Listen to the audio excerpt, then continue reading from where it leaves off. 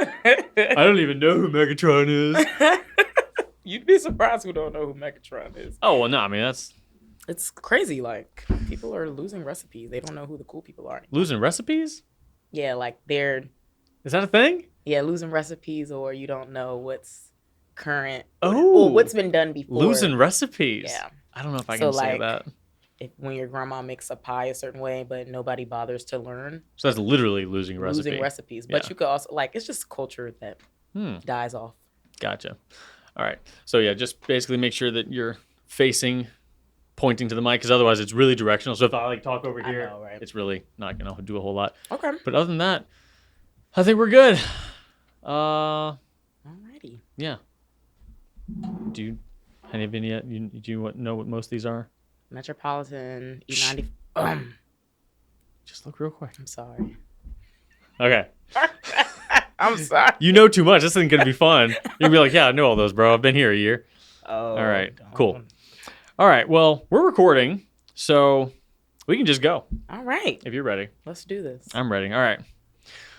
Welcome, everybody, and you, especially to episode 139 of the Goulet Pencast, where fountain pens are still a thing. I am Drew Brown, and that is Janéa. Janéa's here, not Brian today. And we are here to bring you this casual, this informal, this very tangential, this extraneous, superfluous, and extemporaneous fountain pen show, where we are going to talk about what's going on here at the Goulet Pen Company and in our fountain pen lives. And in this episode, we're going to talk about Taylor Swift. We're going to talk about our favorite LAMY safaris. We're going to talk about deal breakers when it comes to us buying fountain pens. We're going to discuss what else? We're going to talk a little bit about I don't know. New inks. Yeah, we got some new inks things happening. Anyway, you'll figure it out. I'm also just going to show Janéa a bunch of pens and see if she knows what they are, and maybe we'll talk about them. This is not the most super prepared thing. We're shooting this a little earlier this week. We just had a really busy day, so she and I are just jumping in here, and we're going to do our best, and you're going to love it. Absolutely. And if you feel any other way, I don't want to hear it. But we're going to kick things off with some feedback. All right. Feeding back to us inaugurally today is, I'm going to share some pangrams. Do you know what a pangram is, Janéa? I don't. It's one of those things that uses every letter of the alphabet, like the quick brown fox jumps over the lazy dog. Oh, okay. So a lot of fountain pen users use pangrams to kind of like, when they don't have anything to write, they use one of these to just kind of exercise their new pen or whatever. Okay. So we talked last episode about what do we write when we just need to write something if we're just like testing a pen. Okay. And we got some good pangrams sent into us. One by Fountain Pen News. This is my favorite, obviously. Here's a pangram. Uses every letter of the alphabet. Brian and Drew forged a quaint little crackpot show, which is a zany mix of joviality. I love that. Every letter of the alphabet in there. And it makes sense. Yeah. Yes. I love that. So that makes me happy. And my dude, Lawrence Willis, says, amazingly few... Oh, crap. Do you know what this word is? Discotheques? Discotheques. Discotheques? Like discoteca? It's got a Q in it. Discotheques. But I think a check. Like with yeah, a Q. discotheques. Yeah. Okay. Amazingly few discotheques provide jukeboxes. See, that also makes a lot of sense. Disco jukebox. I've just never seen, I've heard discotheque spoken a lot. I don't know if I've ever seen it written down. Never heard the word. I've never seen it written. I thought it was like tech, like technology, like TECH. Yeah. All right, well, I respect Unique Lawrence. He knows his Ninja Turtle, so I'm going to expect him. Respect him. So, all right. And finally, eJourneys says, my jazz xylophone concertos flow with a grand, quick vibe. I like that one. That's pretty solid, too. I've noticed a lot that were sent in. More got sent in. They're all great. Jovial tended to be a very common word in pangrams because you got your J and your V in there. Yeah. I think those are a little bit more rare. Yeah. Yeah. So, yeah, there we go. Thank you all for your pangrams. Awesome. Solid lists.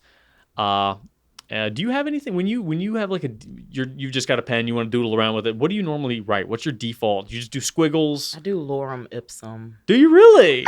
Like a loser. No. There's nothing wrong.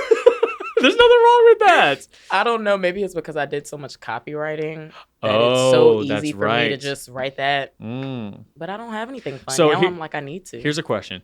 Is lorem ipsum like the number pi and it just goes on for infinity, but we Yeah. really only know... You're joking, right?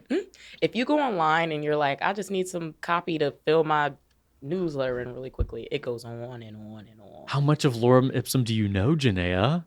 Not a lot. Do you know the third word? No. I've probably copied and pasted or just blonde written so many times, but no. I literally just call it lorem ipsum language. I want to... Hold on. We're going to find out right now. But it goes on and on and Lorem on and on. ipsum... It's like... Let's see. I just want to know the third word. That's all I want to know. Oh my gosh. Okay. Now I look like a poser because I don't know Lorem it. ipsum commonly used. Okay, here we go. We're going to zoom in. Dolor. It's Lorem ipsum dolor. D-O-L-O-R. I have no... Look at that. Here's the whole thing. Yeah. It's long. Okay, so I bet you, because, there's some people that know pi, like to the, umpteenth digit. I know where I you're going. wonder who knows the most of the lorem ipsum trail. Somebody does. Somebody does. See, I wish, wouldn't that be a cool skill to be able to just sit there in front of a podium and just like lorem ipsum with gusto and confidence. You're putting a curse on somebody. See, that's what you need to do. You need to 2024 needs to be the Furniture's year gonna start that you levitating. expand your lorem ipsum. I will. By the end of this year, I need you to be in at least I need you to do 20 words of lorem ipsum. I'm gonna write that down. So that you can be you can be the only person that can get to 20 lorem ipsum words. Yes, and break a Guinness World Record. You'll feel so accomplished, Janéa. I actually will, and you know what? I'm gonna make that my personal 2024 challenge. I didn't really have a lot of resolutions. There we go. But I think that's a good one. I feel like this. I mean, it's not low hanging fruit, but it's also low. It's like ish. You can do it in your spare time, but it's not easy. Yeah. It's a dead language, so it's kind of like I'll be so impressed. I'm gonna do it. When you do it, I want you to come at me. I want you to look me dead in the eyes, dead serious, point at me, and just start like very intensely, like almost like you're chastising me. Yeah. Lorem ipsum, just like I got you. I want to be afraid. Oh, you will be. The furniture will start levitating and lightning will strike. Yeah. Latin, It might actually be some sort of curse. We don't know. That's why. Exactly. We don't know. You might be casting a spell. Latin. I'm like, let me just. If you were to play like a wizard in a movie, you could go lorem ipsum and just inflect the right tones, and you could get all Gandalf about it. Dumbledore, lorem ipsum. Right? Yes. All right, we gotta do this. Anyway, Sarah Medina says, "Thank you for sharing the Pen Plaza option on your website. I love this tool. I'm so happy that this exists." Thank you, Sarah. Please look at the Pen Plaza. It's a super helpful tool, especially if you want to compare nib sizes, which is what we were talking about last week. Okay. Because we were talking about the benefits of large versus smaller nibs. Yeah. And the Pen Plaza lets you compare them all. So if you find one that you like, you can compare all the pens we have to the one you like, because that's probably there too. Yeah, awesome. That's it for Drew's feedback. What do you have? All right. So I have a question or feedback from Pocket Wish, and it says, Janéa, personally, oh my gosh, do you have a favorite piece of stationery from your childhood that you remember and love? Yes. And? I'll never forget. I was in like 7th grade, and I got like the little my secret password journals. Have you ever heard of that? From like Mattel or Girl Tech. That sounds familiar. And it'll be like... Did it have a lock on it? Yes. Yes. Yeah. And it was like password protected. Mm-hmm. And my sister could hear me through my room. So she just used to like imitate my voice, and it would open up. Wait. So it actually had like a sound recorder thing? I had a password. So like, let's say my password was like pizza. My sister would be like pizza, and it would open up for her. Was it ever actually pizza? No. Okay. It was like puppy, something stupid that she still could have guessed. She used to read my diary. Did she actually do that? Yeah. She would sneak in and... Yes. I don't know if y'all have sisters out there, but they will break into your She would sneak in and puppy your journal. And I would be like, I love this boy so much. Then at the dinner table, she'd be like, yeah, Jordan. And I would be like, Jordan. How does she know? Oh. But then when you have sisters, you know when things have been touched. Mm. And so I would go in my room and it would be touched. But that was the first diary I ever had. Yeah. It's nostalgic to me because I'm like, I love to write, but not when my secrets are exposed at dinner. No, of course not. Oh my gosh. But yes. That's funny. That's really funny. So that's that piece of feedback. And then Caleb Sorensen, 8849, sorry if I mispronounced, said, on this day Taylor Swift dropped a fountain pen. A pretty insane coincidence. You know, it was a coincidence because last episode we talked about the lack of celebrity endorsements that fountain pens have. Now, granted, she's not really endorsing, you know, it's not like a collaboration, but that's why Caleb is mentioning how coincidental it is. I mean, that is a coincidence. So it sold out in just a few hours. It was only $16. It's made of brass and wood, and he said it'll be interesting to see how it writes and if this will pull any amount of Swifties to the fountain pen community. He hopes that the pen writes well, so the people picking it up as their first fountain pen won't have a bad experience, and it's assumed they all write subpar. This is crazy news. I'm not a Swiftie, but I would even get it. Just because it's like, come on, Taylor, Tay-Tay? It's kind of a piece of history now, isn't it? It is. In this, you know, Mac world where you're using a stylus to write everything down on an iPad, somebody's coming out with a fountain pen? Caleb does bring up a good point. Like, if you are going to get a bunch of people influenced, true, you know, using Taylor's immense influence, is it a good thing that they're picking up a cheap pen? Like, let's be real. For a $15, like, you've got Taylor Swift markup there. It's probably a $5 pen that you're getting. Like, there's some fine $5 pens out there. Like, Jinhao's are solid. Like, is it a good? I guess you don't want to have a bunch of people have bad pens in their hand and then all of a sudden say, like, well, fountain pens are not great. But maybe it's a good thing. I don't know. I think of life as with a glass half full, so I think it's a great thing. There we go. Because one, we just have so much technology at our disposal for people to just willingly go get a pen to actually write things down. I think that's kind of cool. I think it's Taylor Swift. I think she could have dropped a line of toilet paper and people would buy it. She would, yeah. You know, if Nicki Minaj dropped the all pink glitz and glam fountain pen, I'd buy it. Oh, yeah. So it's like, I'm excited that people are just being exposed to it. It's only $16, so if you're not impressed, you can go get another one. It's not like you spend an arm and a leg. Yeah. So you're introduced to it. It's your favorite person's telling you, come on, try it out. I think it's a win-win. Do you think it'll actually impact the fountain pen industry at all? Or do you think that the people buying this are just buying this solely because of the Taylor Swift and it won't have any translation at all?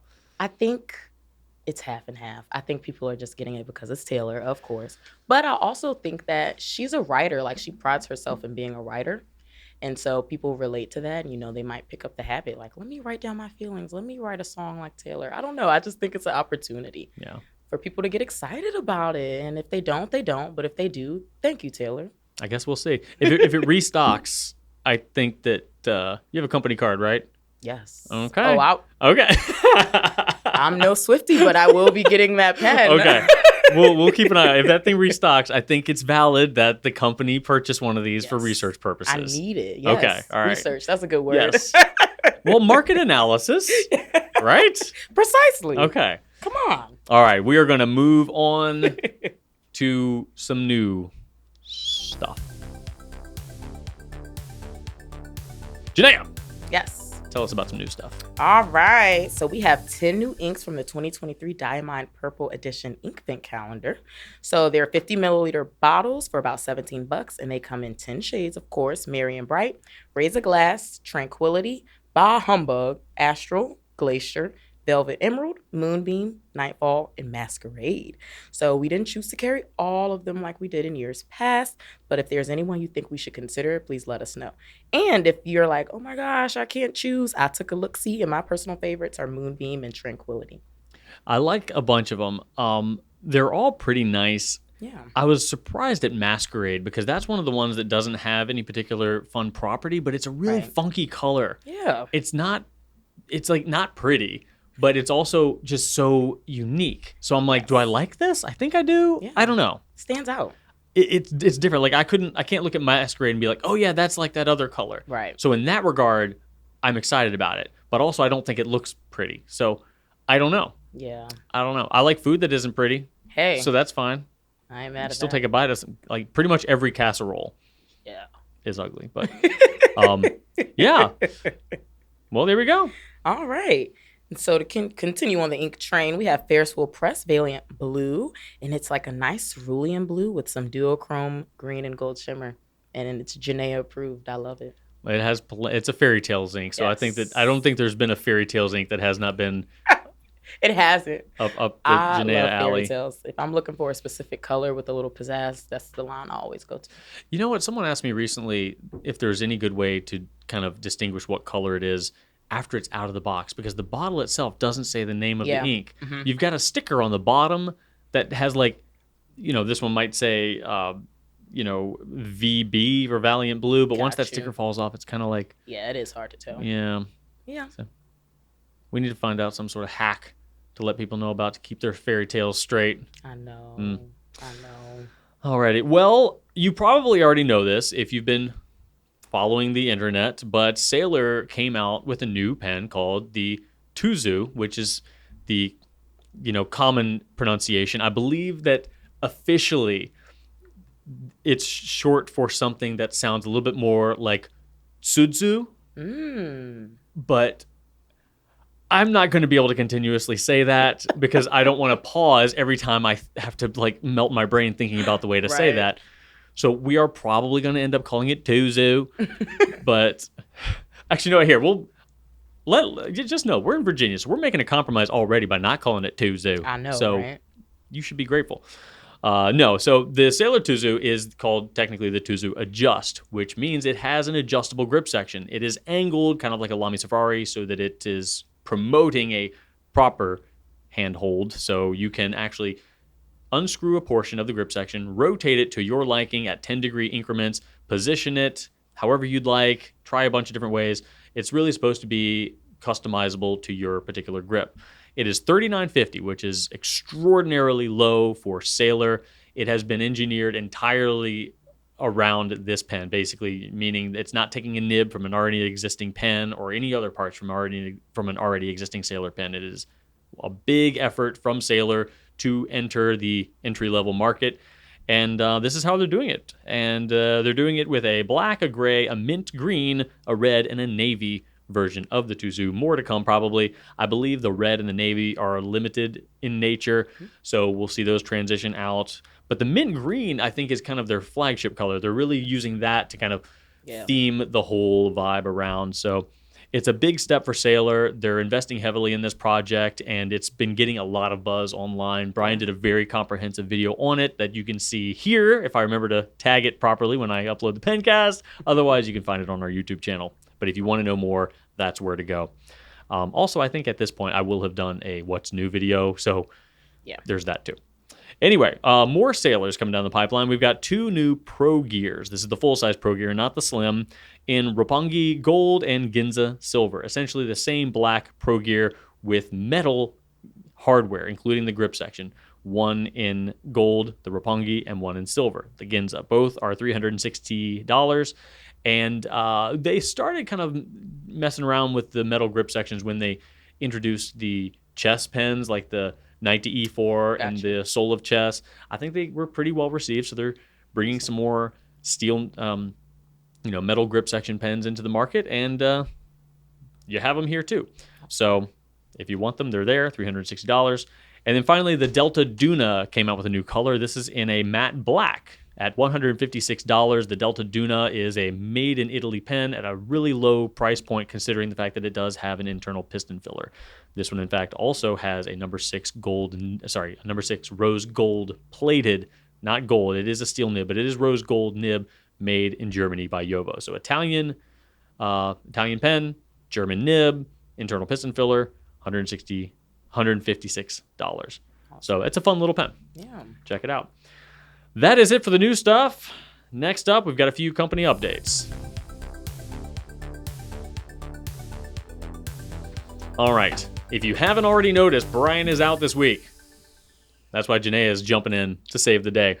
So Brian and Rachel are on vacation, so we'll have fewer meetings this week, but it will be delightful nonetheless. We can handle things. I don't think anything will burn down, but we will have a What's New video, and then we will also have a video on my top 5 starter pens. Brian has done several videos on his favorite starter pens, so I figured I'd do some of mine in case you wanted a little bit of a mix-up. and that'll be out. And then at some point, I think Thursday or Wednesday, we're going to have a make your own shortcake bar here at work. Thursday. Thursday? I have that in my calendar. Are you ready calendar. for this? I'm ready. It says on the calendar, make your own shortcake. Does this mean like not just strawberries? We're gonna have she said all the fixings. Okay. ALL means all encompassing. All right. So not just strawberries. we're having a little bit of fun this week. And I believe that the fair thing to do would be for you and I to eat a little bit more since Brian and Rachel are not here. It's only right. Just out of respect. Absolutely. All right. We can commit to doing that. All right. That's it for company updates. Let's move on to Q&A. Janéa. Yes. I did a little something funky this week for Q&A. All right now. I thought to myself, you know what? Since Janéa's here, let's go back in time a little bit.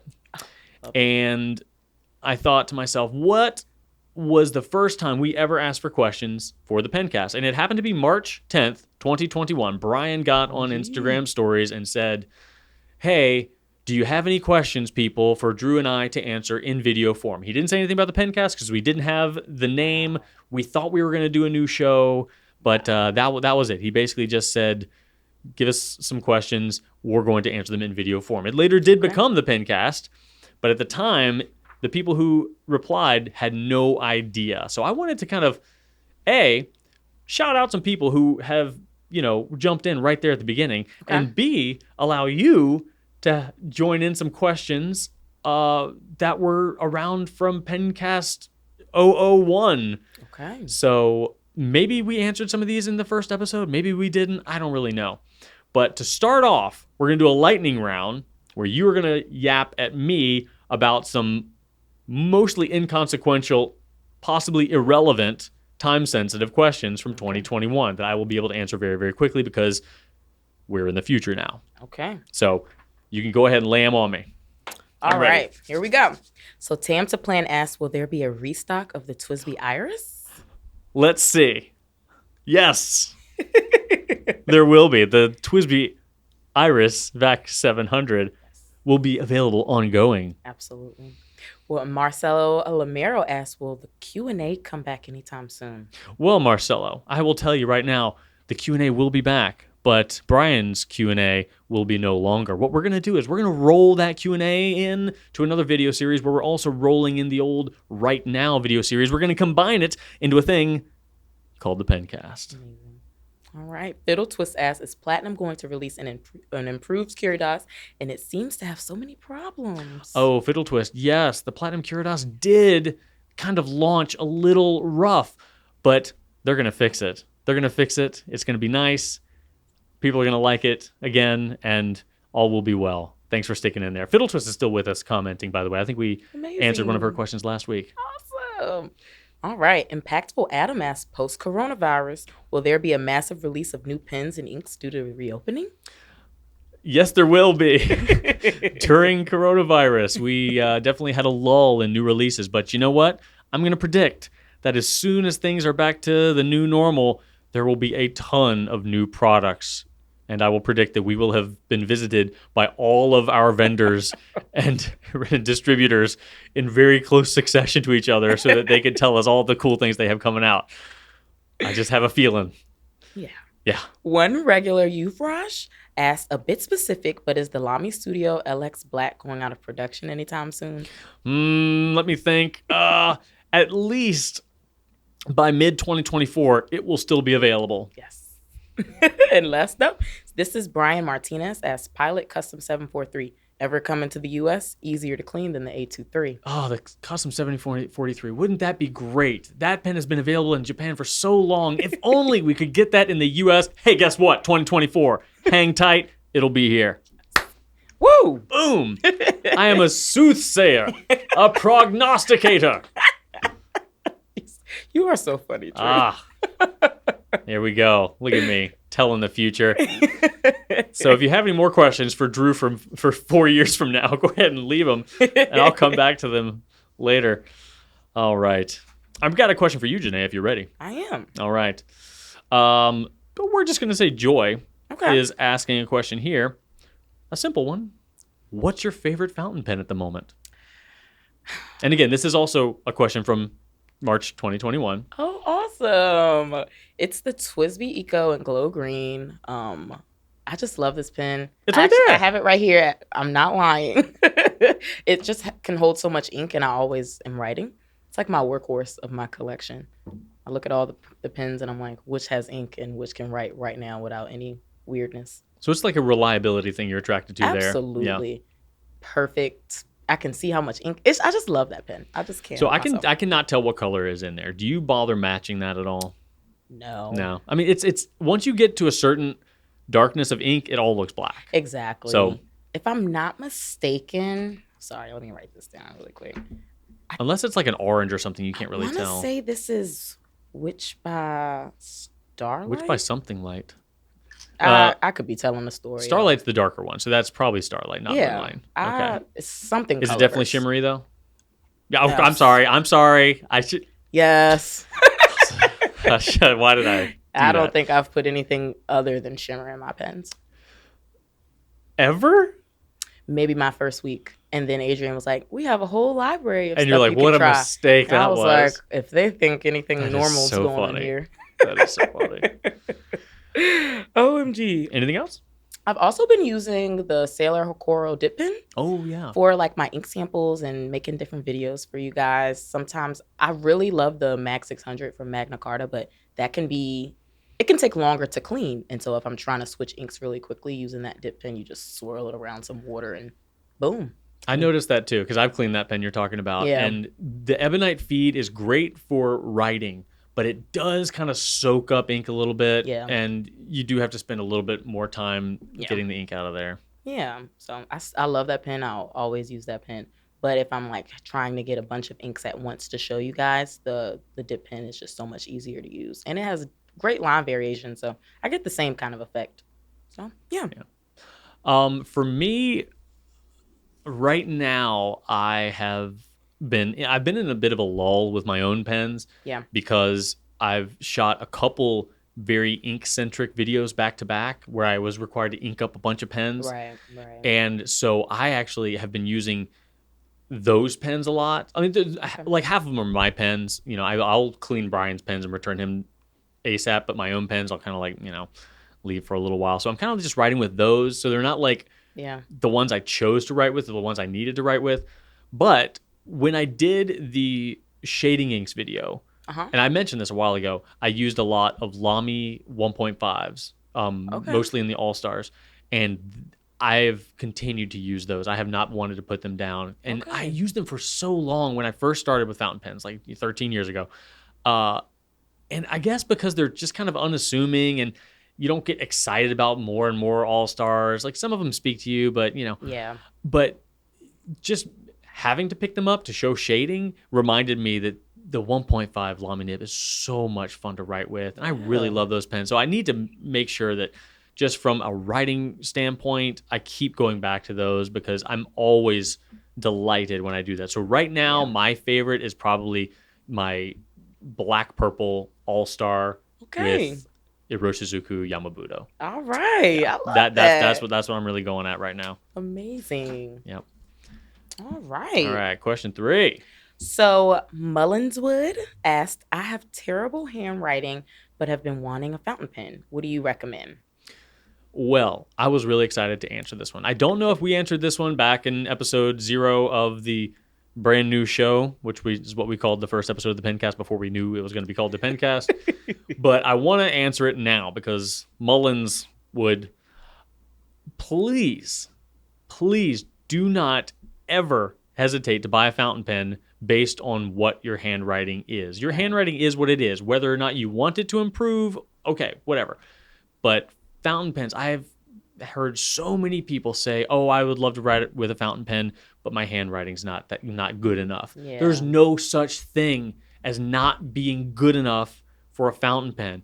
I know so many people who have just average handwriting at best who love fountain pens, who know way more about fountain pens than even I do sometimes. Like, it has nothing to do with your writing. If fountain pen is for you and no one else, unless you want to share it with someone else. It's up to you, but your handwriting is yours and your fountain pen is yours as well. That's the great thing about fountain pens. You can choose your ink, your pen, your nib to fit you and your handwriting, whatever it might look like. Right. And if you later wanted to work on improving, you can absolutely do that. I think that in a lot of ways, it just kind of happens anyway, just by virtue of using a fountain pen. But I would say that you don't need to cater to your handwriting. I think that if you have a strange or unconventional position, some might be more comfortable than others, but really that could be a lot of different things. I need to know a little bit more about how you hold your pen, but it's more about how you hold your pen than your actual handwriting in terms of what to choose. Right. Your grip, your positioning, all those things are factors, but what sort of shapes you're actually putting down on the paper, that does not matter at all. That is 100% inconsequential. Right. What matters is, do you want one? And what do you think looks cool? What speaks to you? What gets you excited? Because that's why we're here. We're not here because we all need fountain pens. We're here because we think they're cool and fun and they speak to us and they engage a certain part of our brain that we enjoy having engaged. So that's all you need to worry about. Hopefully, since this was in 2021, you have since made a purchase and you have since dialed in your own preferences and you have been happy these years since you asked this question. I'm going to put that out there, and that's what I'm going to manifest and hope that that's true. Yes. If it's not true, Mullinswood, and you're still listening to the Pencast and you still haven't bought one because you're afraid of your handwriting, don't be. Right. Go ahead and buy one, please. Whether it's from us or anybody, just get one in your hands and experience it. Do you have anything to say about handwriting and people who are apprehensive about getting a fountain pen because of their writing? I 100% agree with everything you said. And, practice really does make perfect. But before I started writing with fountain pens, I didn't really like my handwriting. But I also started using a flex nib.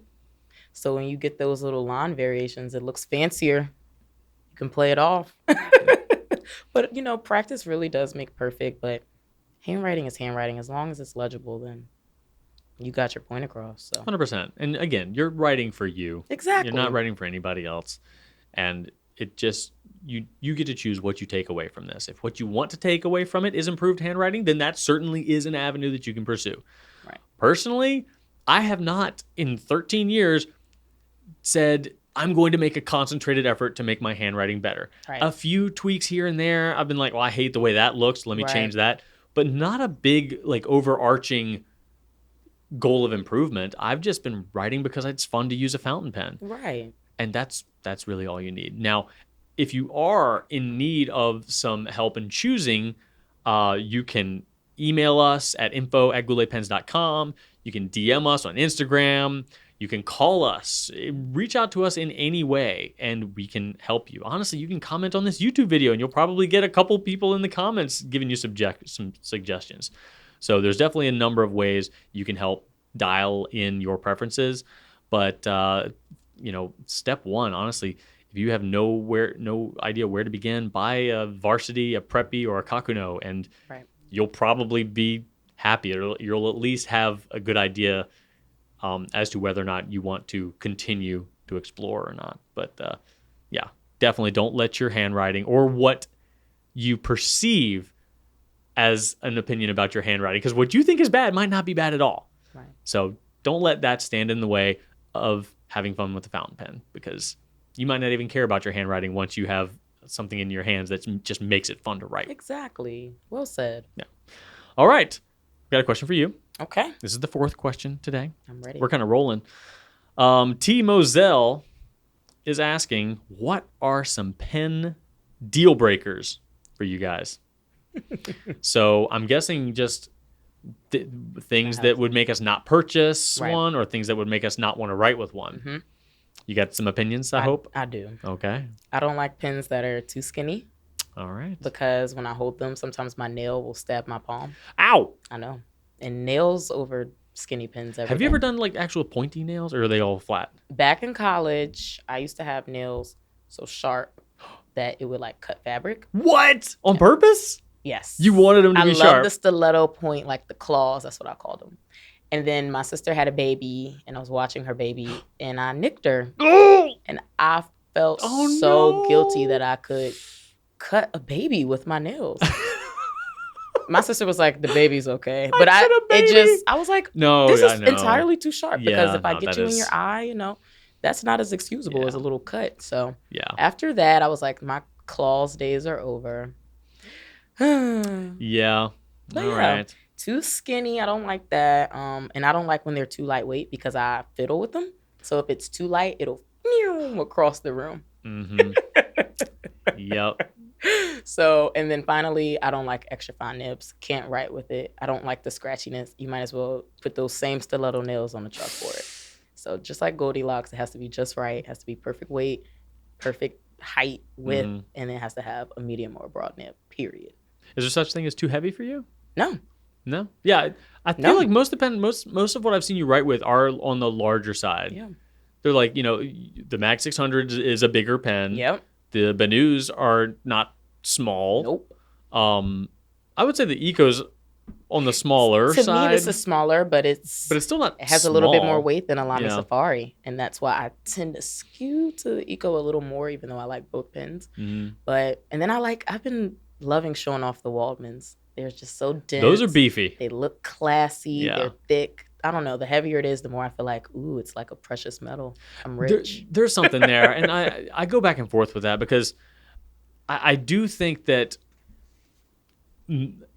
pens that are substantial should be recognized as substantial because more often than not, there is added complexity in manufacturing there. Right. However, there are also some lighter pens that I think sometimes get overlooked because the lightness makes them feel cheaper. And that's not always the case. Sometimes it's the case. It really is. But sometimes I'm like, don't sleep on this pen just because it's light. That's a good point. But yes, like for like Waldman, St. DuPont, like I think that holding those pens, it does communicate something. Yeah, for sure. Definitely. That's a good point.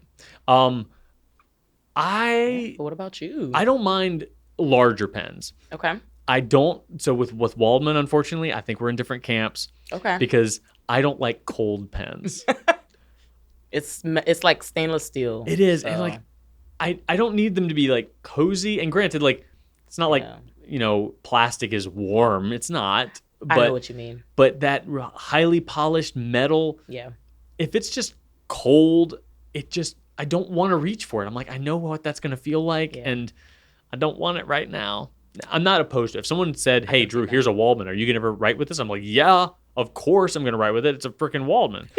But I'm not going to save up for it, I don't think. I know exactly. They can be cold. Like a silver pen, gold, anything is cold to the touch. I don't mind, though. I don't mind the weight. I really don't. Okay, that's good. But the coldness, I can deal with the metal grip. If it's just the grip, then that's fine. I can deal with that. But if it's the whole thing, I think that's just a little much for me. I could see that. Though. So I don't know if it's like a deal breaker, but it's pretty close to a deal breaker. Yeah. I don't like complex filling mechanisms.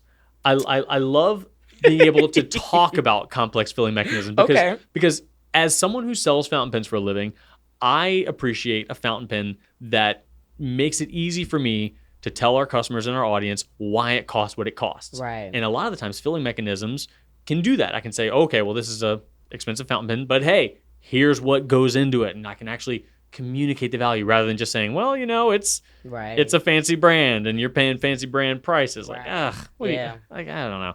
So I appreciate them for what they are, but me as a user, I do not want to have to deal with the cleaning that usually comes as a result of complex filling mechanisms, which is one reason I do not like the Con 70 converter. Have you ever used that one? No. Okay, so that's Pilot's button converter. I've never used it. So it works just fine. It's functionally fine. It's a lot better as far as getting ink up into the converter than the Con 40 is. Right.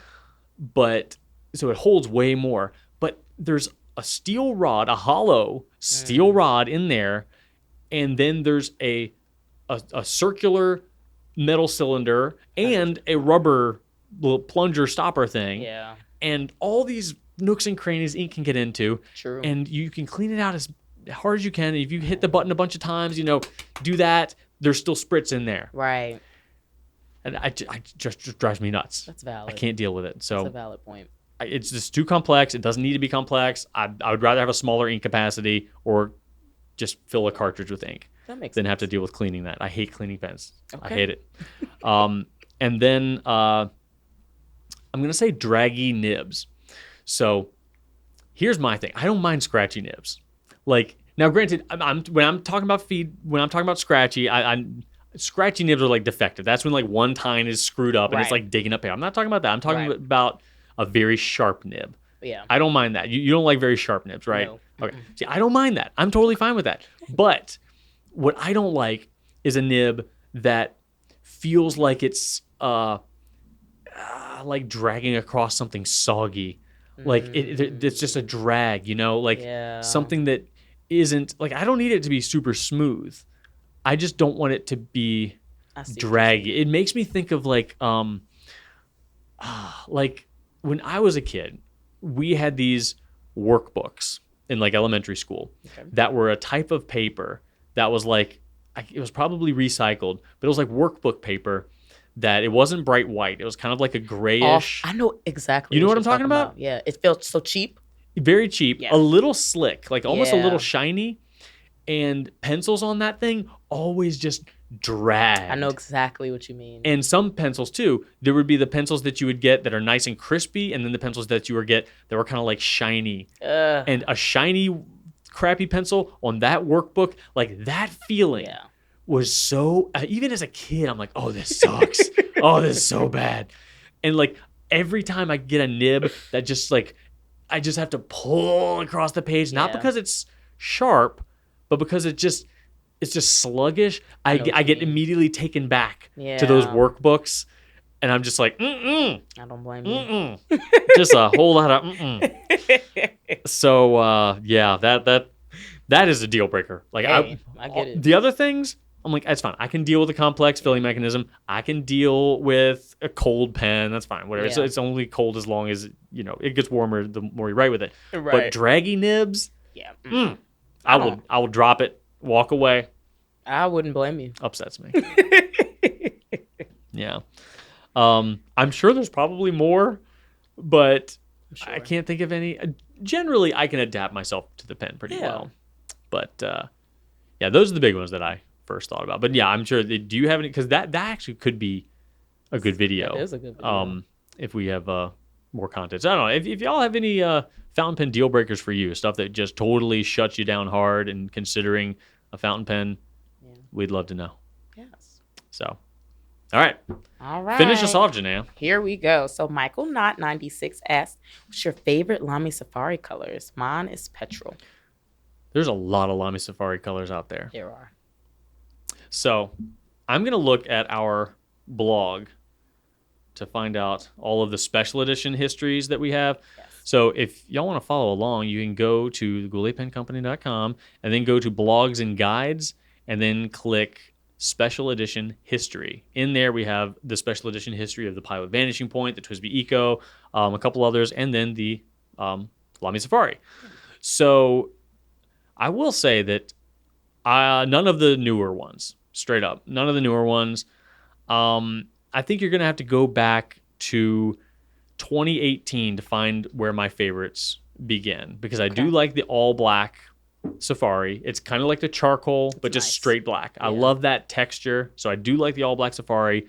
I love the petrol. I agree with you, Michael Knott. The petrol is fantastic. The dark lilac from 2016 was amazing. Yeah. I'm not a fan of the neons, not the neon coral, not the neon yellow, not the neon lime, none of the years of the neon, even the apple green.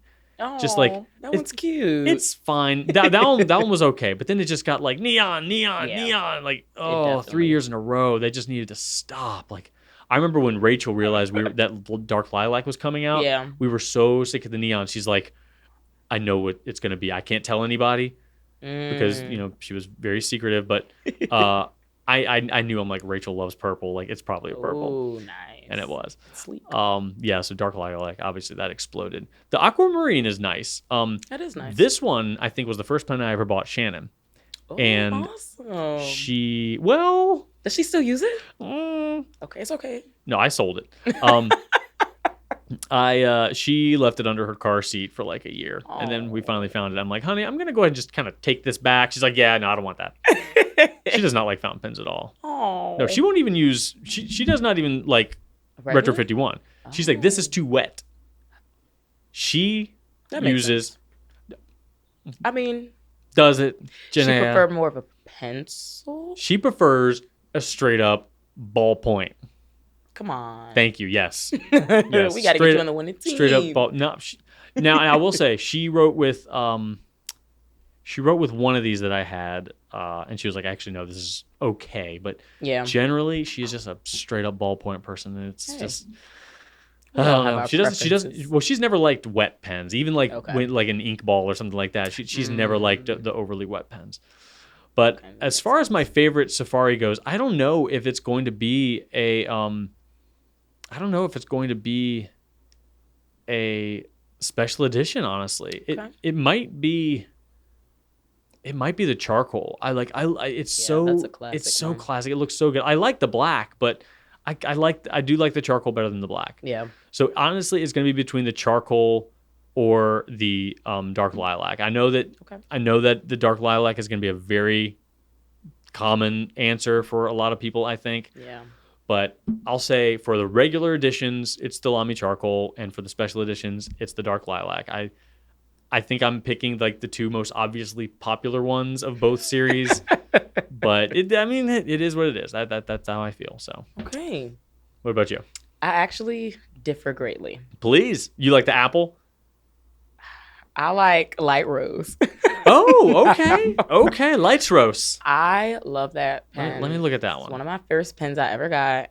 Okay. All pink everything. It is all pink everything, and that is a lightweight pen that I actually really like. And when I first started writing with it, I wasn't holding it properly. Is that one textured or is it slick?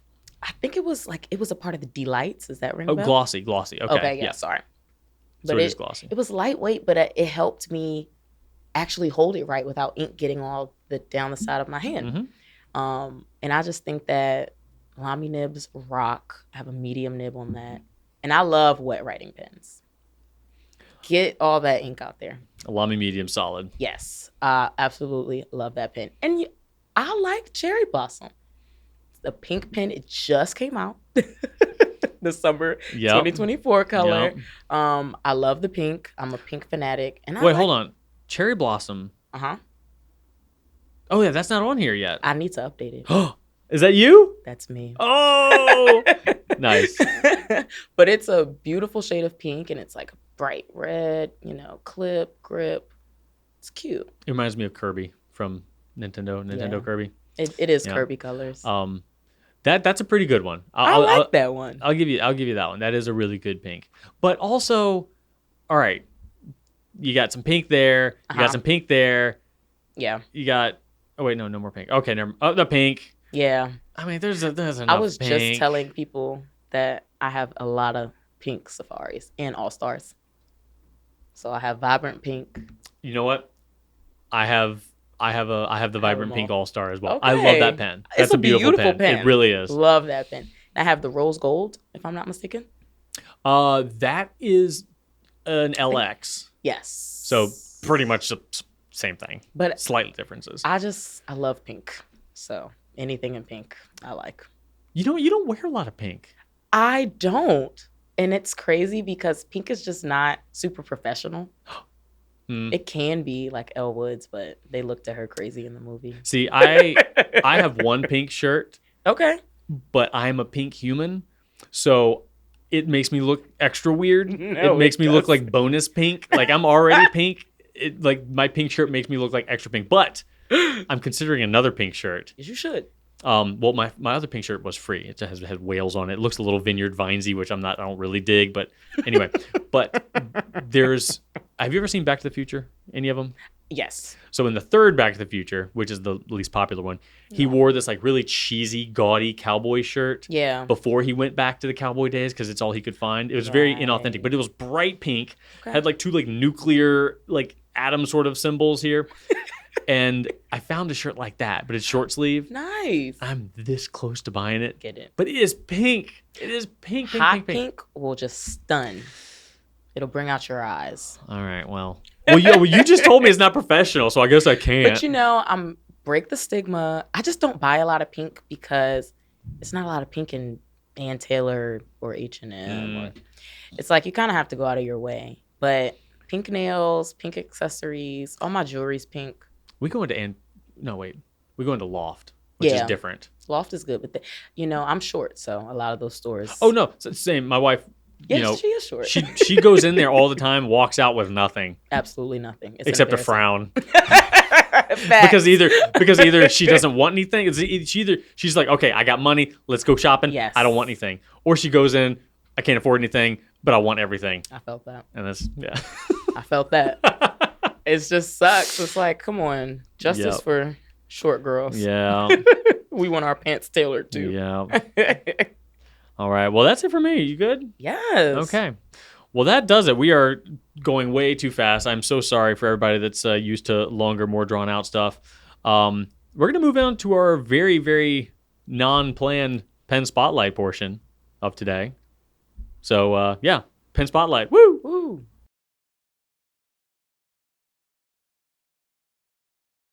We're just going to chat about pens, Janéa. Amazing. I'm going to record with my phone here. Okay. And we are going to show off your nails. Oh, don't look too hard. And it's been a few weeks. All right. All right. So here we've got our ink from last time. Okay. And then we've just got some pens. And I just want to kind of explore some stuff with you today, Janéa. Okay. Have you ever seen this? Yes, I've seen it. This is the Platinum Procyon. Oh, it is threaded. So it looks a lot like the Safari. Yeah. But it's not. Here, give it a shot. It's definitely more expensive, but the writing experience is pretty similar to the sorry, did I say Safari? I meant to say Preppy. It's definitely not a Safari. Okay. But it's not identical to the Safari. So the Plaisir here is an aluminum pen that is 100% the same grip section and nib as the Preppy. The I would not Procyon has a larger nib. So yeah, put it next to this one. You can see that is legit a Preppy grip section. This is definitely different. So don't think that the Procyon is just a dressed up Preppy, because it's not. It's a step up. And have you ever felt one of these like spring loaded inner caps? No. Here, press this on, but don't screw it in all the way. You'll feel like a little. Do you feel any sort of resistance there? Yeah. So Platinum has these springs at the bottom of their cap that push a little kind of cup toward. Actually, here you can see it on this one. Oh, nice. So you see that spring? Mm-hmm. So that little cup right there, the inner cap, is actually attached to that spring, so that spring puts pressure on that cup to seal the pen. I love that. So that's very much a Platinum thing. So they do that down here with their Preppies and with all their fancier pens, like their Platinum 3776 and stuff. Awesome. Let's see. Are you familiar with all these TWSBIs? What about that thing? You've seen this? No. You haven't seen the Go? I haven't. Oh, let's talk about the Go. Okay. All right. Let's go. All right, play with that. Okay. Okay, so that is the TWSBI Go. They came out with this after the Eco. So they didn't... No, sorry. They came out with this... after the Eco. Yeah. They didn't need to make something more affordable than the Eco because the Eco was already tremendously successful. But they did anyway because they want to disrupt themselves. But check out the filler on this thing. I see. What is this? It's wacky. Go ahead and unscrew the grip section. Okay. Oh, God. It's really funky. So it's just a big old spring-loaded... Oh, wait. Hold on. Is it missing something? I don't know. It's definitely missing something. Oh, no. Where's the little button? I don't know. Oh, it's missing a button. Oh, I see. What the heck? Oh, man. See, this is Glenn's pen. I hope he hasn't been photographing this because it's missing a part. Oh, no. All right, well, we need to make sure that... All right, well, excuse us, ladies and gentlemen. That is not okay. All right, well, normally this thing has a button right there that I guess can be unscrewed. Okay. But you just... whatever. Okay, we won't be doing that. All right, and Homo sapiens. Okay. You've never written with these? I've never written with Have you ever one. held one? Yes. Okay, so these are pretty cool. Yeah. And you've seen the hook safe lock on this thing? Absolutely. Okay, there you go. So awesome this one. feature. So here's another thing about that. The reason that it has, go ahead and pick that up and operate the hook safe. So do you feel that little snap with the hook safe, how it locks Yes. into place. I love that. That is happening because of the exact same reason this has that spring-loaded inner clip. So you've got another one of those in the Visconti. A lot of people don't know that because most of them are not transparent, but you've got that same spring that's making the making that kind of connection bounce a little bit. Awesome. Yeah. Do you have a favorite TWSBI? There you go. There you go. I just love that pen. Yeah. Or the Diamond 580. Yes. I have that in that's Iris. Solid. Do you prefer the regular one or the metal ones, or do you care? I don't really have a preference. Yeah. I really don't. I like the metal ones because colored aluminum looks fantastic. Right. And I think it just looks really, really special. I just love TWSBI. I just think that they have such like unique like made pens. Like the design is so unique to me. What about the swipe? I've never tried that one. All right, so my favorite thing. I like demonstrators. Yeah, What's well going on they up there? do have a clear swipe. Okay. Yeah. One of my favorite things about the swipe is that one of the converters it comes with Ooh. does that. Cool. So you've got two converters. You've got kind of a regular sort of piston deal, and then you've got a spring piston like that. This is fun. And another one of my favorite things, both converters that the swipe comes with, go ahead and pop out that converter. Okay. Oh, hold on now. No, that's not do that. Is this the converter? Yep, that's oh a converter. my goodness. So take that silver part and just unscrew it. Grab the silver collar right there on the end of the I You see can what you're unscrew saying that. now. It is one of the most easy to disassemble converters. And that way, oh yeah, there's a little agitator ball. That's not like super important. Get over but here. if you wanted to, like, very few converters Easy to are clean. totally disassemblable that Right. easily. And there, you just thread it back on. So if you ever got ink behind your piston or whatever, like both that converter and the standard piston converter that it comes with are that easy to clean. Awesome. Right? And it comes with two converters. Oh wow. Two converters and a big honking cartridge. Yes, like a big oversized chonker of a cartridge. I love that. Right? Swipe. I'm telling you. I love that. All right. Anything else you want to look at over here?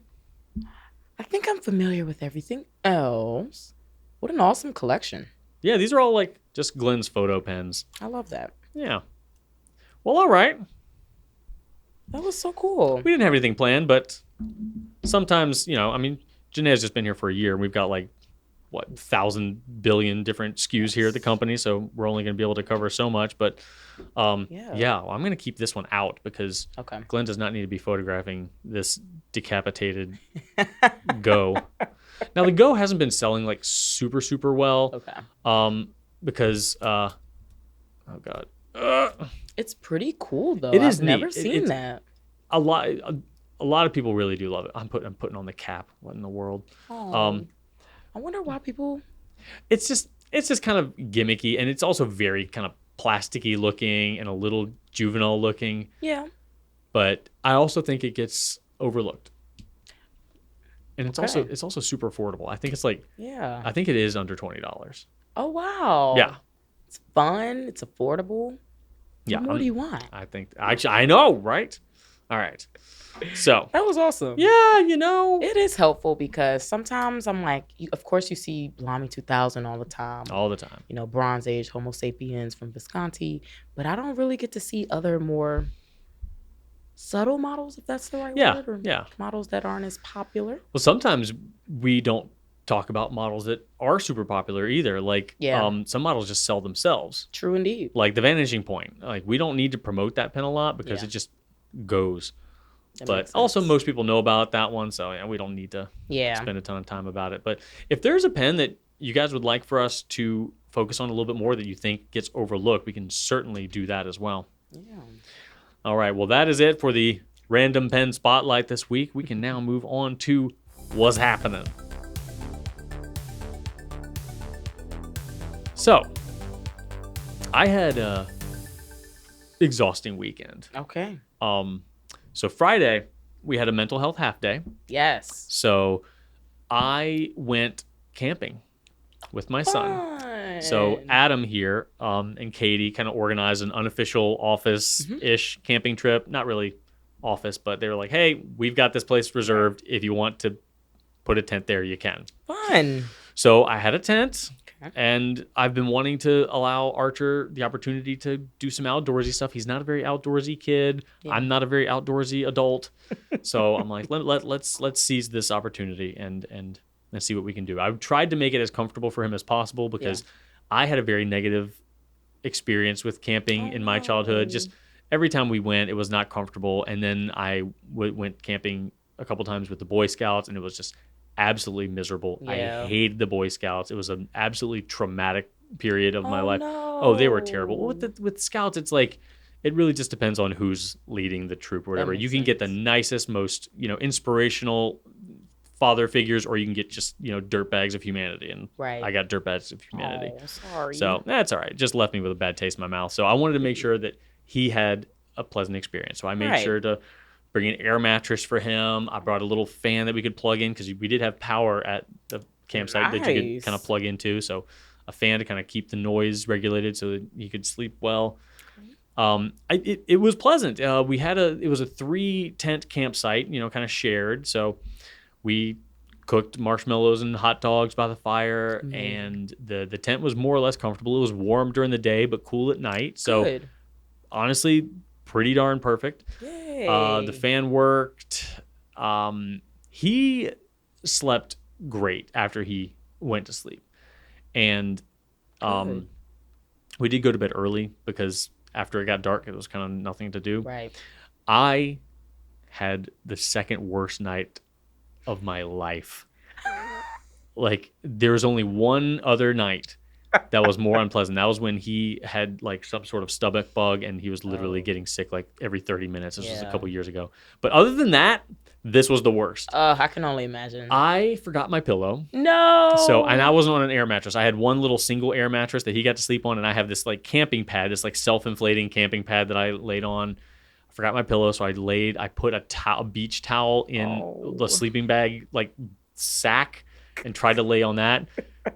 I thought that of all the items I had, the beach towel was the fluffiest. Yeah. It's not. Oh. But what am I going to do? Pick a bunch of T-shirts and ball them up? Either way, so that was terrible. That sucks. No pillow. I alternated between having no pillow and having that, and they were equally miserable. I woke up probably every 30 minutes just because something hurt. And I needed to change positions so that something different would hurt. And then I would wake up, change positions, allow time for something new to hurt, wake up again. So it was me checking just wishing for daylight every 30 minutes for 7 hours. Oh, man. It was just awful. Yeah. Yeah. I knew it was going to be bad because my back hurts even in my normal bed. So I'm like, this is going to it's going to be terrible. But I did not know it was going to be this terrible. If I just would have brought a pillow, I think it would have been a little bit better. But yeah, but it's fine. It's fine. He did have a good time. When we got there, we went to the little office area, and there's a little gift shop. They had little, eagles and beavers, stuffed animals, stuff like that. And they had one stick. It was just like a youth walking stick. And there was just one there. It said $7 on the little tag, and it said, what sort of wood it was, and it was pulled from the park. Okay. And he just loved it. He was like, "Oh, look at this stick. This is an awesome stick." I'm like, boys and their sticks. So I was like, "All right, you want the stick? I'll give you a $7 stick. That's fine." That's nice. But it was for some sort of charity that I could only pay cash because it went directly to the park charity. So I was like, "Yeah, sure, whatever. I'll give $7 for a cool stick and a charity." Right. And he just held onto that thing the whole time we were there. Aww. He was like trying to pole vault across little tiny gaps and things like that. That is wanted to go for walks. Like, all right, man, let's go for walks with your stick. So he had a good time, and that's really why we were doing it. So would he go back? He said basically what I think. Like, this was fun, but not very often. I'm like, you know what? I agree. It was fun, but we don't need to do it often. Right. A good experience. But they did have, so in the morning we got up, they made some eggs and bacon. That was pleasant. Okay. And I packed things up really early, and we went out to the pool area, the splash pad, whatever they had. We knew they had some sort of Yeah. it was like, I think it's the Pocahontas State Park is the biggest state park Yeah. in the state, I think. I love that park. It's massive. I've only been there once to kayak. I'd never been to any of the camping stuff or the swimming stuff. Yeah. But the swimming area, they've got like 2 pools, Yeah. water slides. It's like a little water park. Yeah. I had Summer never- vacation, we're going there. Really? Like a day trip or something. It was, so we Fun. got there an hour before it opened, Mm. but we saw it and I was like, do you want to wait? And he's like, yeah. So I was like, okay. Texting my wife, like, hang on, we're actually not leaving. We're gonna wait for this Yeah. thing. And You gotta go to it. he was in the back, and I'll let him bring a portable gaming unit for the trip because it's like a 40-minute drive. Yeah. But I was like, no screens once we actually get there, and Yeah. he was cool with that. But so I let him, while we waited an hour, I let him play his games, and he's sitting there and he's like, what game should I play? I got him for Christmas Chinese Ambernick, kind of retro game system, not a Switch or anything, but Yeah. I said, like, any retro game? And he's like, yeah, whatever. So I said, well, I don't know. Chrono Trigger for the Super Nintendo is a pretty good one. I didn't expect him to actually start it because it's a very long, drawn-out RPG. Yeah. But he did, Good and for he got hooked. And I was like, Yeah. I was so excited because this is one of my favorite games. Oh. So he was asking me questions like, okay, well, you might want to do this. You might need to grind a little bit in order to beat that guy. It was so cool. But That's awesome. an hour went by pretty quick. We got in there. He loved it. He Yes. just wanted to keep on going and going and going. Yes. I'm just out there in like pants and just I was gonna ask if you got in. no. Come on. I didn't get in. I didn't know what it was going to be. No, well, he spent most of the time in like the little kid area with like the slides and so on. I couldn't be it's doing so anything good, anywhere. Yeah. True. But I was like, hey buddy, just let me know. We can go get something to eat if you're hungry. You hungry? No. No. So Definitely not hungry. That didn't work super well. So I really wanted to get home though because I was going to go see my brother's band that night. I'm like, I'm just like getting tired thinking about all the things I have to do. I'm like, I really just want to go home and chill out for a little while before we have to go do that. So eventually I was like, hey buddy, we need to go. He's like, okay, fine. Oh, at least he didn't complain. No, he didn't. He had plenty of time. Okay, and, good. Because ultimately my next excuse after, hey, you getting hungry, buddy, was, hey, we need to reapply that sunscreen, buddy. Yeah. So do you want to go? Do you want to dry off, go up, reapply, and come down, or you just want to go? He's like, oh, I guess we can just go. It's like, oh, okay, if you think so. So we headed home. Fun. Took some showers, and we were able to get some downtime. Okay. Before I took him to my grandmother's for a couple hours, and then Shannon and I went to my brother Zach's metal show. And when I say metal show, I mean like mosh pits. Yeah. Ooh. Like, that sort of metal. I can see y'all like rocking out in the pit, moshing out. No, ma'am. No, ma'am. That's fun. That was interesting. Oh, gee. I was very proud of my brother. Oh, congrats, bro. My brother Chad, he actually had a metal band that he was like the lead singer and bassist of, back years and years and years ago. Zach, meanwhile, was not in that band, but he has been drumming consistently since like, the early 2000s. Nice. Never having been in a band, never having any sort of prospects of being in a band. Wow. And even when he bought a house, he created a studio space for himself just to play his drums. Nice. And fast forward like 25 years later, he got the offer to fill in and they wanted him full time. But like the fact that like he's been so consistently dedicated to drumming. So not only that he was able to jump in when some band needed him to, but this death metal stuff is like super fast drums. Mm-hmm.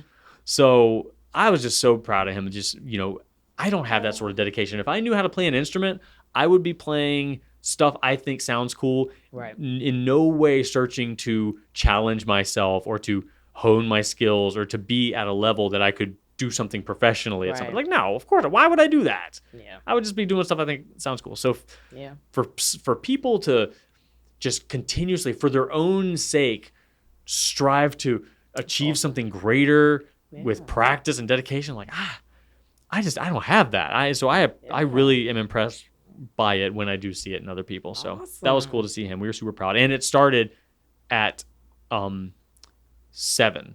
Okay. So we left and it was daylight. So Oh, wow. we were so happy about that. They were the first band. Okay. So you missed the heavy metal memo. Yeah, we didn't stay. When we left, the guy at the door was like, "Why are y'all leaving now?" I'm like, "Well, my brother's not playing anymore." He's like, "There's like 4 more bands." I'm like, congrats to them. Yeah, it's fine. Yeah, congrats to them. I'm sure they're great. That's kind of cool. I can't. It was pretty neat. Yeah, I was very, very proud of him. Awesome. So went home, went to sleep. Good. In my own bed. More comfort. I was so tired. I can only imagine. I was so tired. And then Sunday we just kind of like woke up, made some cinnamon rolls, ran a couple errands, Okay. and then we went over to Josh and Jeffrey's house for our friend Nathan's birthday party. Okay. And Nathan is a bartender, and he told us, he's like, "All right, I'm gonna be inviting some of my younger friends over, so just FYI." Okay. And we were like, "Oh God, okay, we're not gonna be able to stay late. There's gonna be a bunch of young bartenders here. Things are gonna go crazy." It was delightful. Everybody was just wonderful. We had a great time. Good. Lots of food. Yeah. And yeah, it was just a pleasant time. However, like we were there for a couple hours, and then someone asked me, "Where's Josh and Jeffrey?"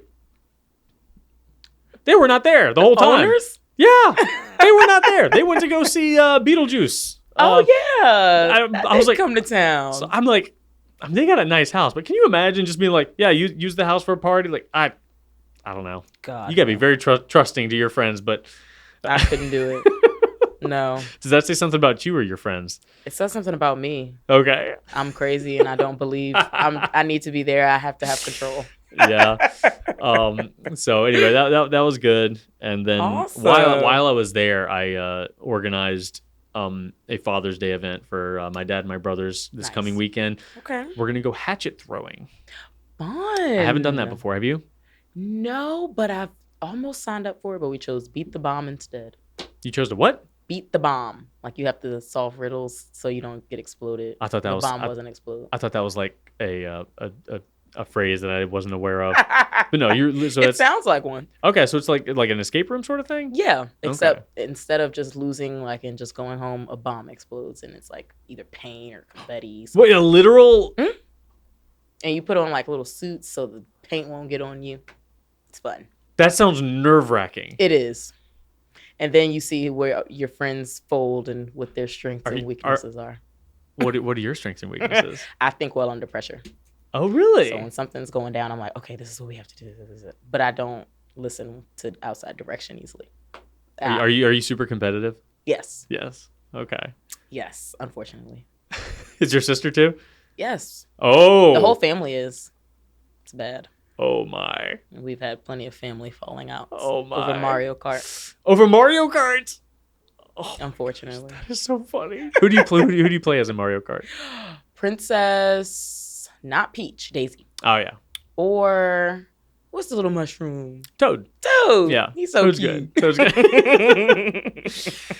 Cool. Well, that's it for me. It was a very eventful weekend, but luckily I had my video game time where I needed it to kind of regroup. Reset me. It was good. Yeah. That sounds awesome. What'd you get up to? So speaking of bands, my mom's in a funk cover band. So your mom? Yeah, 70s, 80s. I did not know this. Really? No. Oh my goodness. Yes. What? You want to see somebody play that funky music? Yes. And Dancing Queen. Yes. And all the jams. What does she play? She sings. So she doesn't play an instrument. Do you sing? I can carry a tune, but you might not want to hear it. That is so cool. It is cool because it's like she gets up there and she forgets she's a mom. And I'm like, who are you talking to? Your children are here. Keep it cute and classy. That is amazing. But she's getting the crowd going. And so my whole family was there. And so it's so weird when you're partying with your mom and dad and your sister because everybody's over the age of 21. Yeah. So that was really fun. It was at... How often does she do events? She does some events maybe Saturday, Sunday, or Friday, Saturday. So she's booked at least 2 days out of the week. Whoa, So I would give her about 8 to 10 gigs a month. Mm-hmm. They're booked.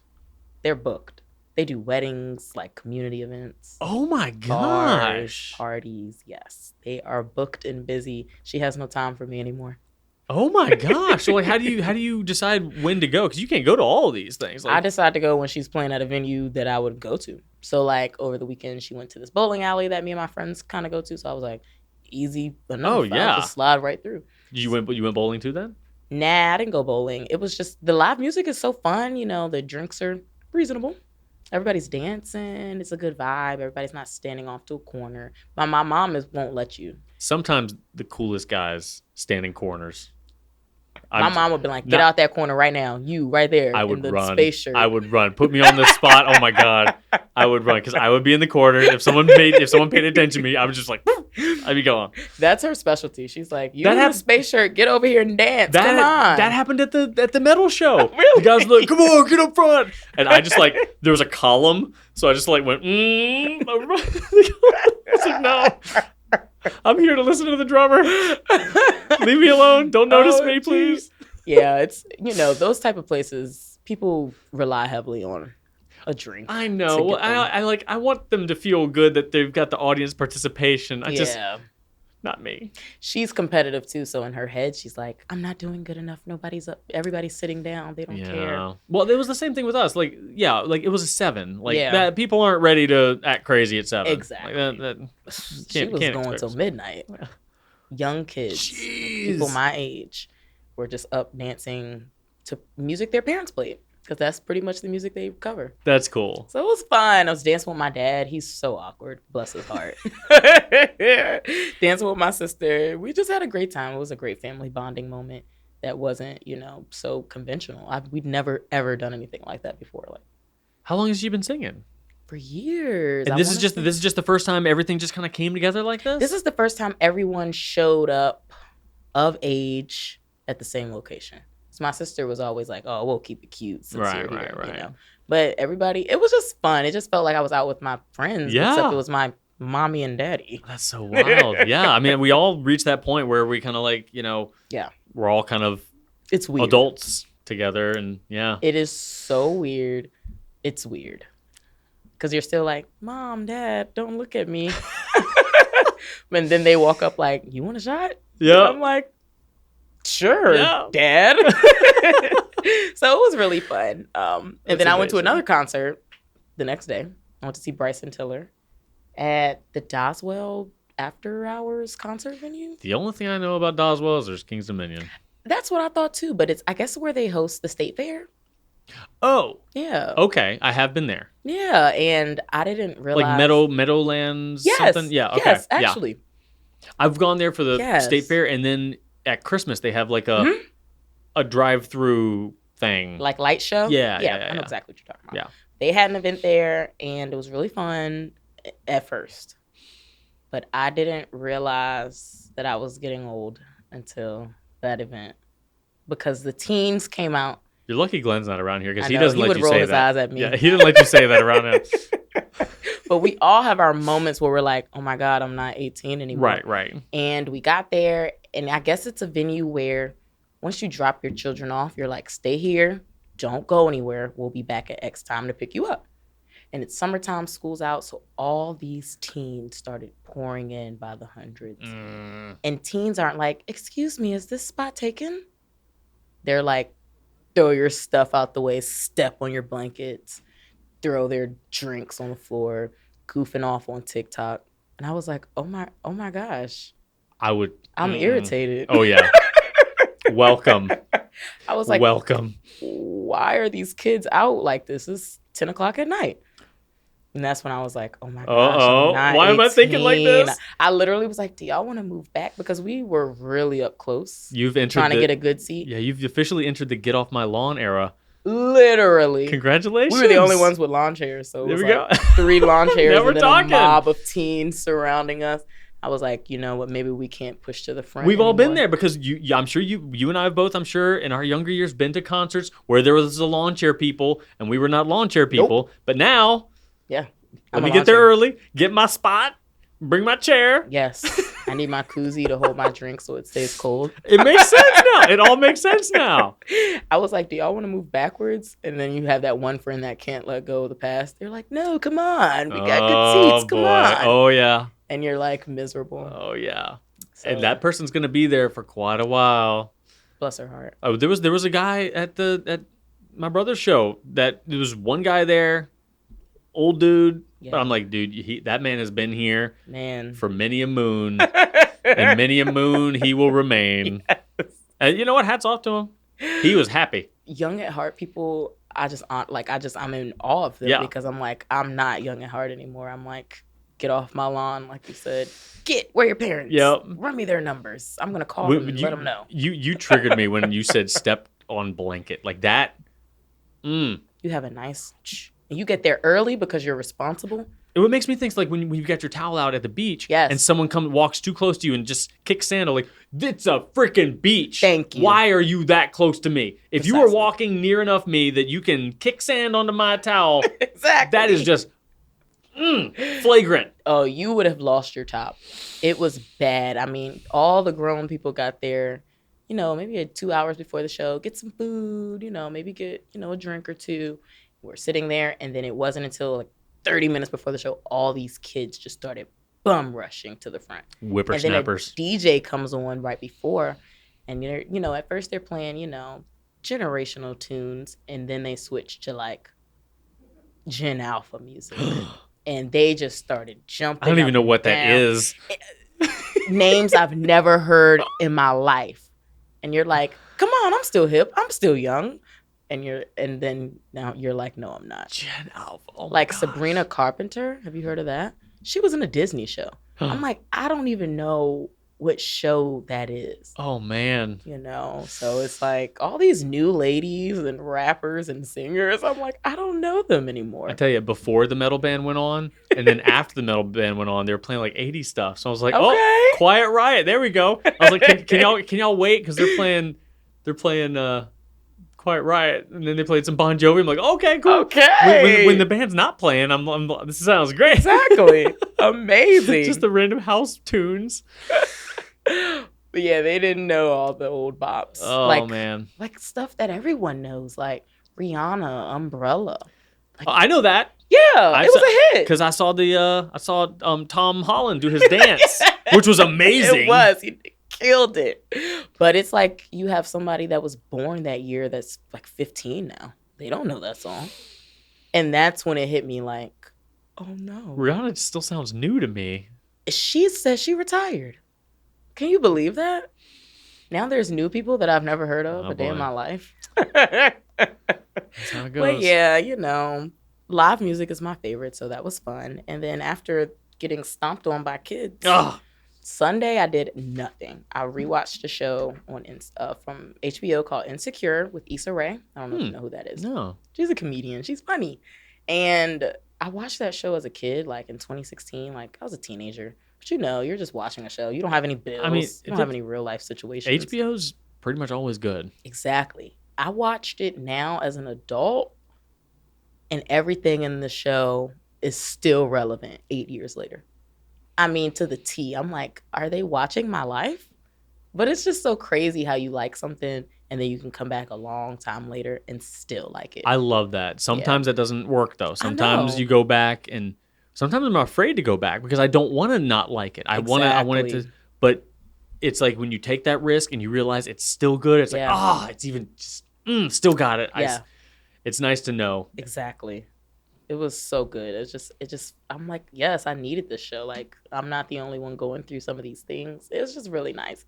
But then you have something like SpongeBob where you try to watch like new stuff or stuff that maybe was a few years ago. You're like, it's not as good as I remember. Yeah. But you win some, you lose some. You go back and watch some. You're like, oh no, this was never good. And then you go and then you go back and watch some. Sometimes you go back and you expect it to not be good, and it actually ends up being solid. Right? I love that. Yeah. I do that a lot with movies I haven't seen in a really long time. Mm-hmm. What's a movie that I've recently seen? I watched Mannequin. Oh my God, you and Mannequin.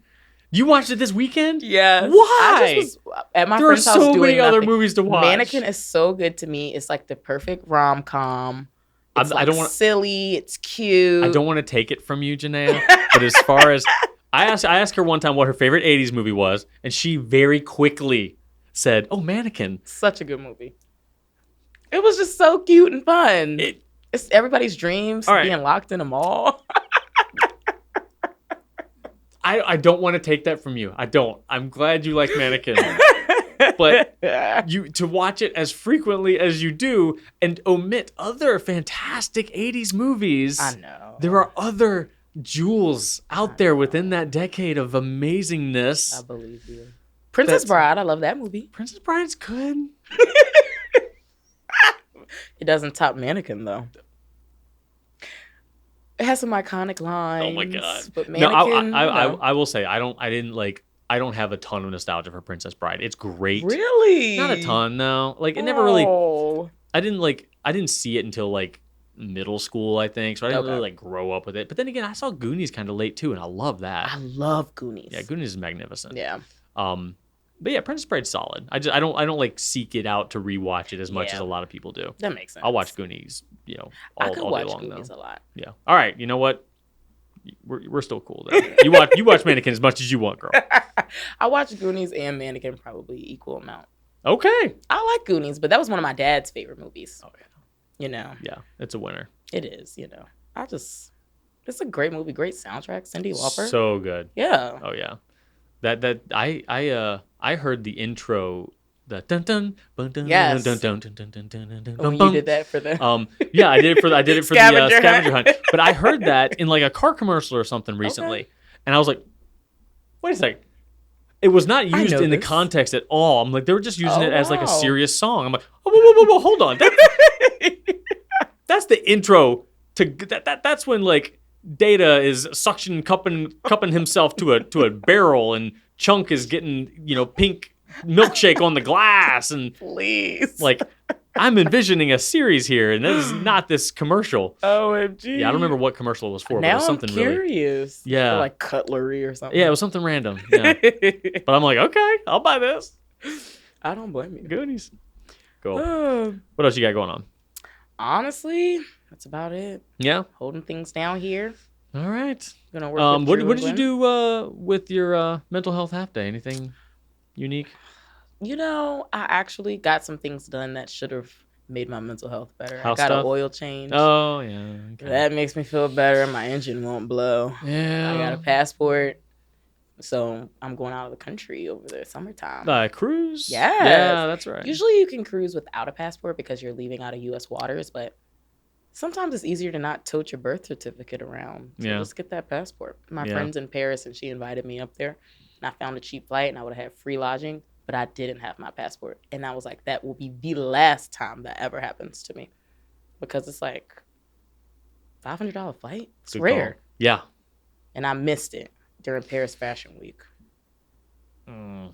But other than that, then I went to the pool. Nice. And it was lovely. And I was reading A Tale of Two Cities. Oh. That book classy. Is hard to read.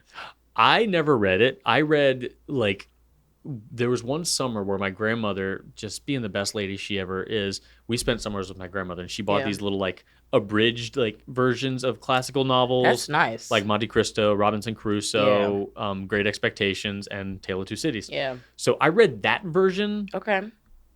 But yeah, even that version seemed challenging. What made you choose that? Well, I go hiking around Richmond a lot, and there's free Richmond little libraries. Oh, yeah. And I love them because I'm easy. You can just grab a book, and then when you're done, you can put it back. Yeah. But I just thought that it would be an easier read, but the old English I struggle. I'm like, what? Yeah. What is that? Yeah. And I have to look something up every 5 seconds, which kind of takes away.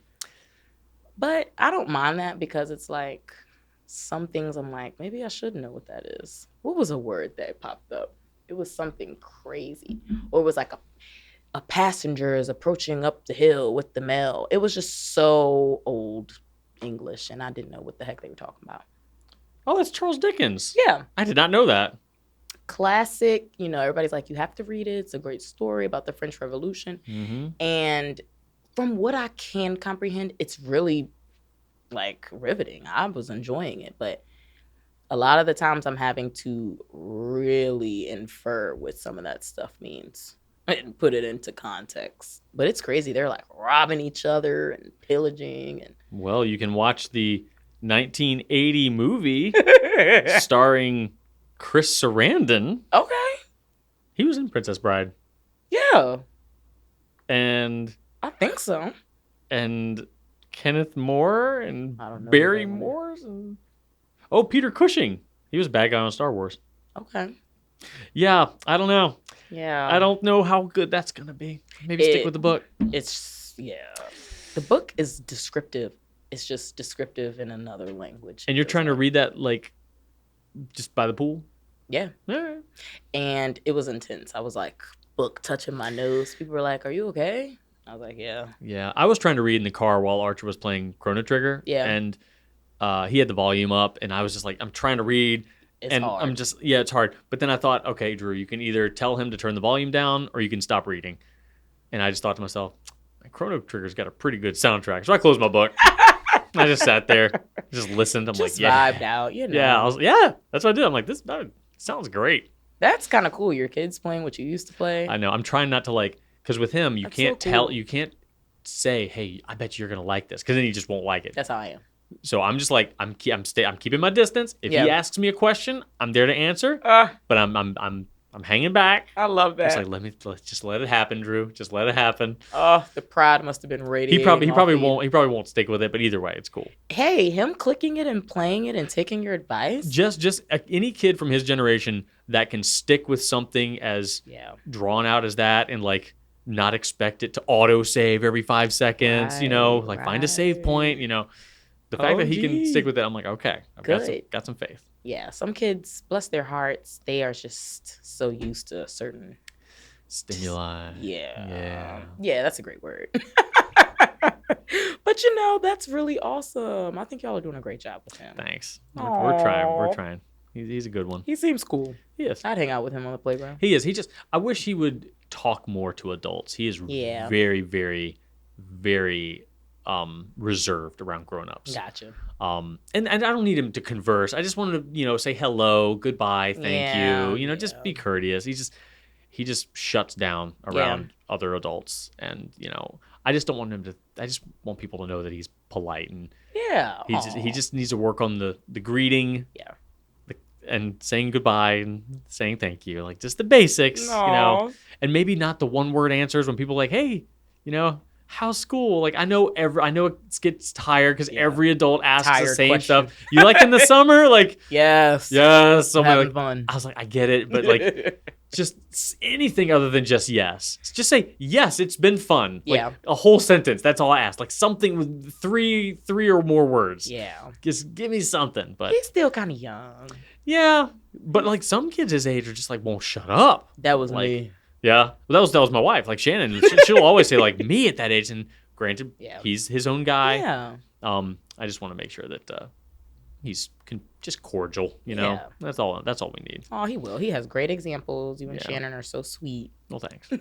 Yes. I'm like, I wish when I have kids one day, I hope they're cool. All we need to do is just hope they're slightly better than we are. And exactly. I think if we do that, we're okay. Exactly. Yeah. All right. Awesome. Well, I guess we can go ahead and wrap things up if you're all set. All right. All right.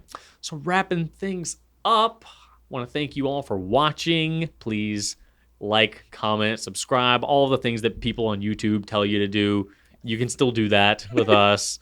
If you have any questions, thoughts, comments, bits of feedback, you can email us at pencast@gouletpens.com.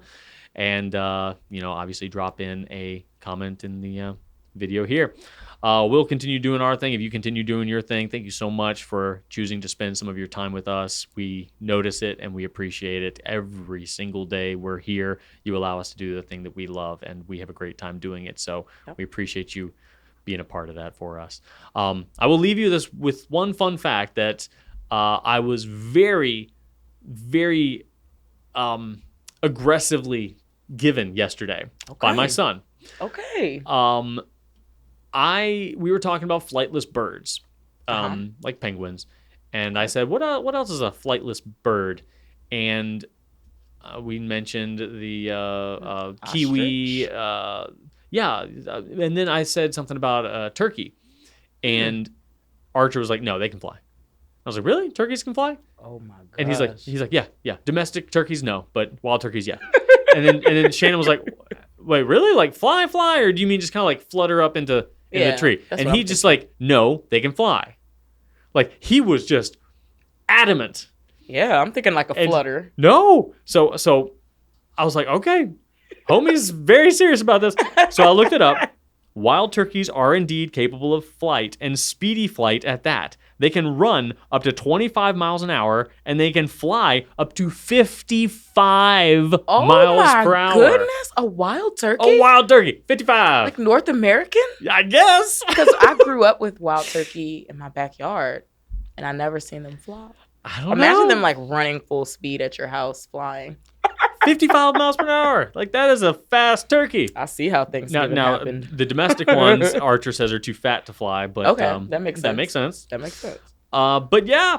Wow. Flying turkeys. Where did he learn this? At school? Or did he just... Wildcrats. Wildcrats TV show. He went through a long Wildcrats phase. Okay. He's out of it now. It seems a little too kiddie for him, which makes me sad because I used to love having that on in the background.